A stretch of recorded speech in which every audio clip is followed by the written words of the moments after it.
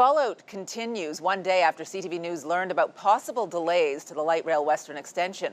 OC Transpo says the damage caused by the Canada Day floods could lead to a partial instead of a full opening. And residents and councillors have questions about what that could mean for riders. The extension will connect users in the West End to Line 1 from Tunney's Pasture. Trains will stop at several new stations: Westboro, Kitchissippi, Sherbourne, New Orchard, Lincoln Fields, and eventually end at Algonquin. But it's the section of Line 3 between Lincoln Fields and Moodie that suffered the most damage during the July 1st storm. CTV's Leah Larocque joins us in studio again tonight with more on this, Leah. Patricia, late yesterday evening, OC Transpo sent out a memo to the mayor and councillors outlining details on some of the damage and potential impacts to timelines. Some councillors were glad to get important information, but they say now it's time to plan ahead.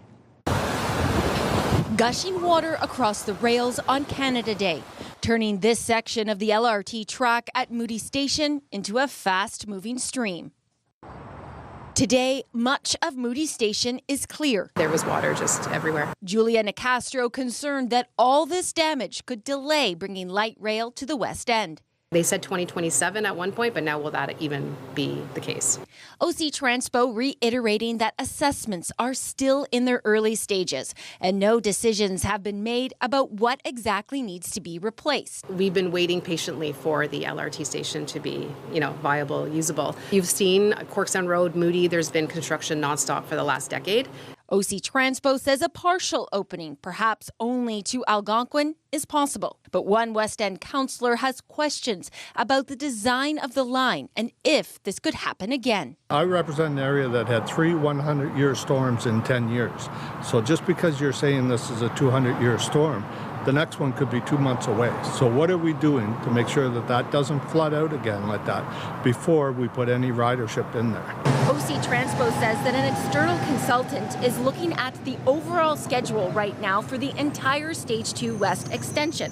They're looking at every aspect of the project, and an update is expected to be provided in early 2027.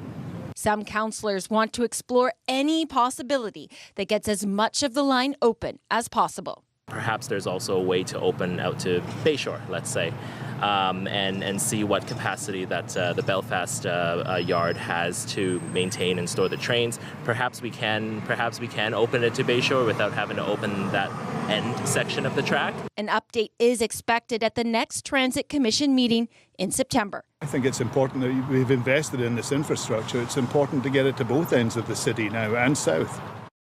Councillor Hubley is also urging OC Transpo to examine introducing an enhanced R1 replacement service or a bus rapid transit system serving Canada before any further delay to the West Extension is confirmed.